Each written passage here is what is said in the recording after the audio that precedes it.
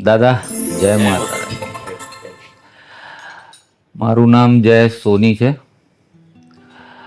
આજથી લગભગ મારે 30 વર્ષ થાય, 20 વર્ષ થાય એમને મળે. 2 દાયકા પૂરા થાય છે 2027માં. સૌ પ્રથમ એમની મુલાકાત મને એક મયંકભાઈ પટેલ કરીને મિત્રએ કરાવ્યા હતા. તે વખતે મારું કન્સ્ટ્રક્શનનું કામ હતું, એટલે હું દાંડિયા બજારની સાઈડ ચાલુ કરી હતી. ત્યાં મને શરૂઆતમાં તો એવું લાગ્યું કે ભાઈ હવે બોર્ડ ચડાવીશું ને બધું બુકિંગ મળી જશે ને બહુ સરસ રહેશે. મીન ટાઈમ ત્યાં મને બહુ ખરાબ અનુભવ થયા. બુકિંગ તો રહ્યું સાઈડ પર, ગુંડાગર્દી ને આ ને તે બધું. મને રોજ બીવડાવવા માટે ગુંડા આવતા હતા, બધું ચાલતું હતું. એટલે મને એવું થયું કે હું ક્યાં આવી ગયો. મારું તો એક કામ છે ભાઈ કન્સ્ટ્રક્શન કરવાનું, પણ આ બધા કામમાં આપણે કોઈ દિવસ ઇન્વોલ્વ થયેલા નહીં.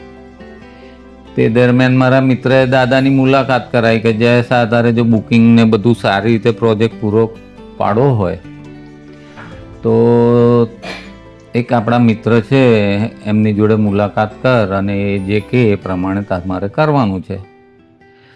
તો હું તો આમે દજાયેલો હતો. હું એવો કોઈક શોધતો તો જ રસ્તો કે ભાઈ મને કોઈક આધ્યાત્મિક કે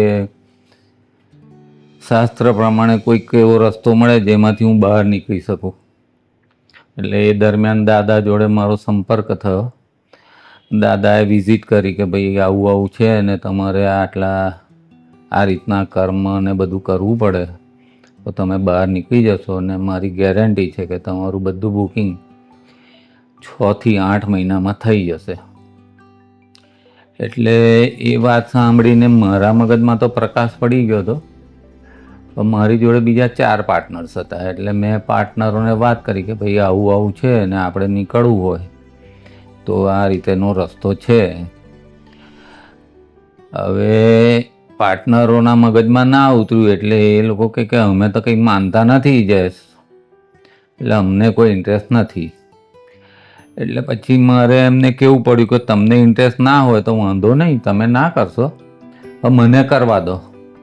એટલે દાદાની અનુમતિ લઈને દાદાએ જે કર્મ કીધા, જે પણ પ્રમાણે એમને મને બધા વાસ્તુના યંત્રો ઉતારવાની વાત કરી એ પ્રમાણે હું એમની જોડે સંમત થયો.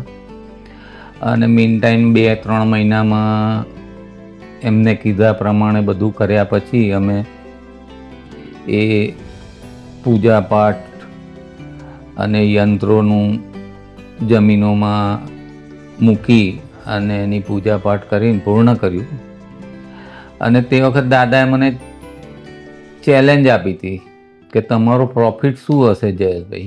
એટલે મેં મારા ભાગીદારોને પૂછ્યું હતું કે પ્રોફિટ મળે તો ખૂબ છે, પણ દાદાની વિધિ વિધાન પ્રમાણે વાસ્તુ પ્રમાણે કર્યા પછી લાખનો પ્રોફિટ થયો. અને મીન ટાઈમ 8 મહિનામાં અમારો બધો પ્રોજેક્ટ પૂરો થઈને અમે બહાર નીકળી ગયા અને શાંતિથી અમારો પ્રોજેક્ટ પૂરો થયો. આજે બી ત્યાં જે લોકો રહે છે એ બધા સુખી સંપન્ન, પૈસે ટકે. બહુ ખરાબ પરિસ્થિતિમાં એ લોકોએ બુકિંગ કરાવ્યા હતા મારે ત્યાં, પણ આજે એ લોકો બહુ જ સારી રીતે આનંદ કુશળ મંગળ, એમના છોકરાઓ બહુ પ્રગતિ કરી છે. એટલે એ રીતે હું સંપર્કમાં આવતો ગયો. ત્યારબાદ હું તો એક રૂમ રસોડામાં રહેતો હતો છીપવાડમાં. એ બાદ એમને મેં કીધું ભાઈ હવે આ તો સાઈડની પરિસ્થિતિ સુધરી દાદા, હવે આપણે ઘરનું કેવું છે.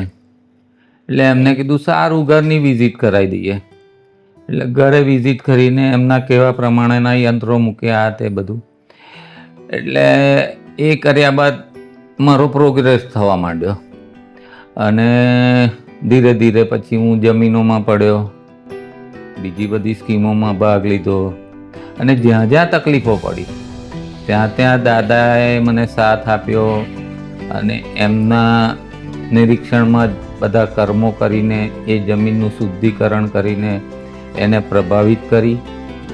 તેમજ ત્યાં જે લોકો રહેવા આવ્યા આજે પણ એ લોકો કહે છે કે જયેશભાઈ તમારી જમીનમાં મકાન લીધા પછી અમે ખૂબ જ સુખી થયા છે અને અમને જીવનમાં એવું નહોતું કે અમે કંઈક મોટા વ્યક્તિ બનીશું, પણ આજે દરેક વ્યક્તિ એક સારી પોસ્ટ પર છે, એમનું ફેમિલી સારા પોસ્ટ પર છે અને બધી રીતે સુખી સંપન્ન થયા છે. વેલ સેટ. બસ આટલું જ કહેવું છે. અને દાદાનો મારા પર ખૂબ જ આશીર્વાદ છે અને દાદાના આશીર્વાદથી જ આજે હું જે કંઈ છું એ એમના આશીર્વાદથી છું. જય માતાજી.